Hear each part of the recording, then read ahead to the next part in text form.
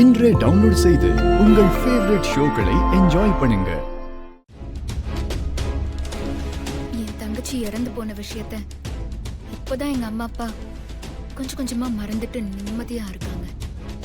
என் தங்கச்சி பத்தின பேச்ச ஆரம்பிச்சு எங்க அப்பா அம்மாவை திரும்ப கஷ்டப்படுத்த வேண்டான்னுதான் நான் அவளை பத்தின விஷயத்த சொல்லாமலே மறைச்சிட்டேன்.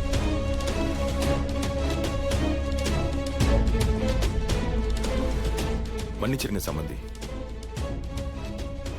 எங்க சொந்தக்காரர் சொன்னதை கேட்டு ஒரு குழப்பத்துல வந்து தேவையில்லாம உங்க மக இறந்து போன விஷயத்த மறுபடியும் நானே உங்களுக்கு ஞாபகப்படுத்திட்டேன்.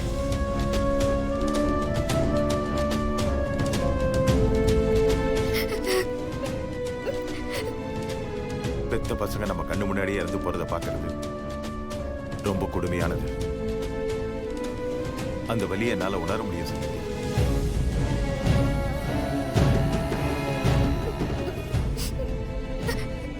விடுங்க மாமா, நீங்க என்ன தெரிஞ்சா கேட்டீங்க? யாரோ சொன்னாங்கன்னு தானே கேட்டீங்க? இல்லம்மா, நீ என்னதான் சொன்னாலும் நான் பண்ணது பெரிய தப்பு தான். நான் உங்களுக்கு ரெட்ட குழந்தைங்களான்னு கேட்டப்போ சம்மந்தி சொல்ல தயங்கினாரு.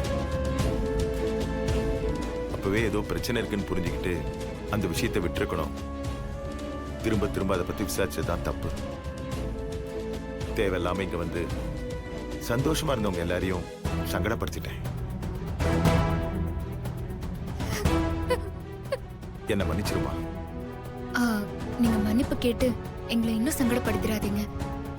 நீங்க எங்களோட உணர்வை புரிஞ்சுக்கிட்டீங்கல்ல, எனக்கு அதுவே போதும். இனிமே என் தங்கச்சி விஷயத்த யார்கிட்டயும் எதுவும் கேட்காதீங்க. கேட்க மாட்டேமா, கண்டிப்பா யார்கிட்டையும் கேட்க மாட்டேன்.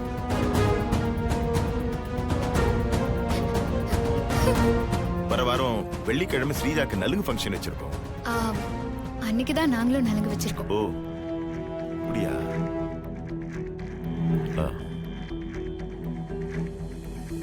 சம்பந்தி, அப்ப நாங்க வரோம். வரமா? வரமாமா.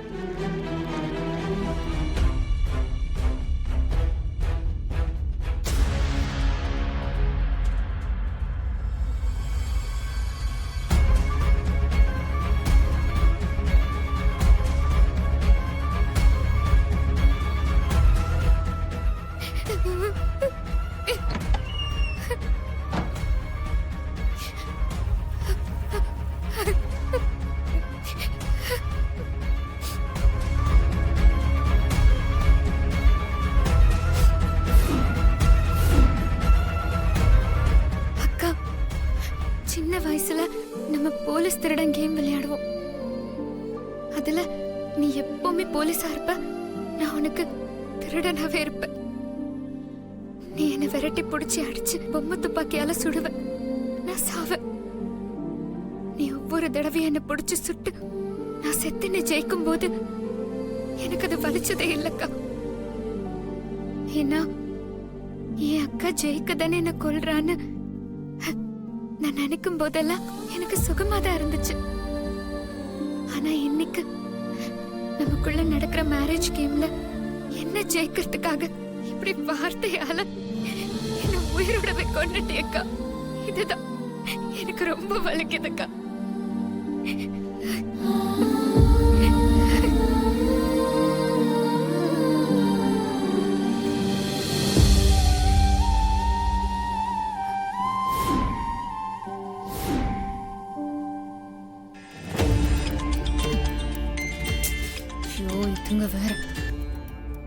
என்ன என்னவா பார்ட்னர்? எங்க அண்ணன் உங்க வீட்டுக்கு வந்தாரே, அவரை சமாளிச்சு அனுப்பிச்சிட்டீங்களா? ஆமா. அனுப்பிட்டீங்களா? எப்படி பார்ட்னர்? என் தங்கச்சி செத்துட்டான்னு சொன்ன. செத்துட்டான்னு சொல்லிட்டீங்களா?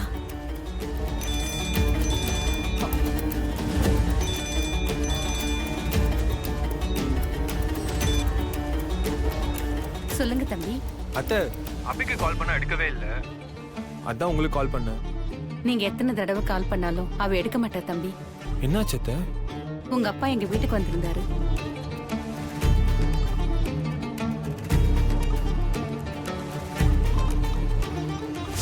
என் தங்கச்சியோட ரோட் கிராஸ் பண்ணும்போது ஆக்சிடென்ட் ஆகி என் கண் முன்னாடியே அவ இறந்துட்டா.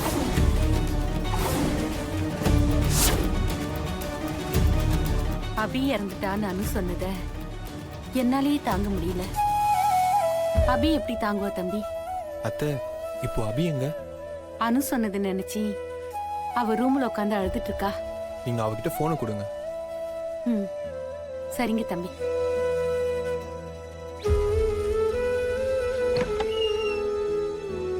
அபி, சஞ்சு தம்பி உங்ககிட்ட பேசணுமா?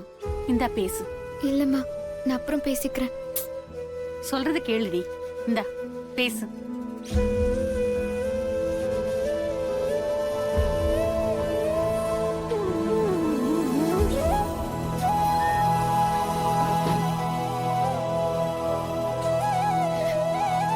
அபி,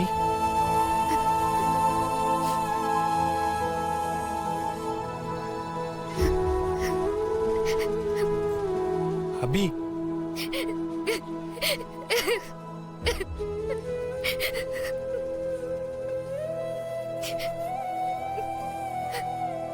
அபி அழாத. இல்ல சஞ்சீவ், அக்கா இதுக்கு முன்னாடி என்னென்னலாமோ சொல்லிருக்கா. என்ன திட்டிருக்கா, அடிச்சிருக்கா. அப்பெல்லாம் எனக்கு வலிச்சதே இல்ல தெரியுமா?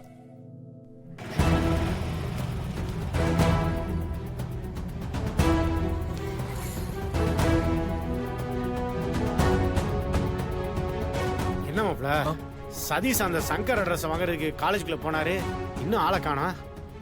வெயிட் பண்ணுவோம் மாமா.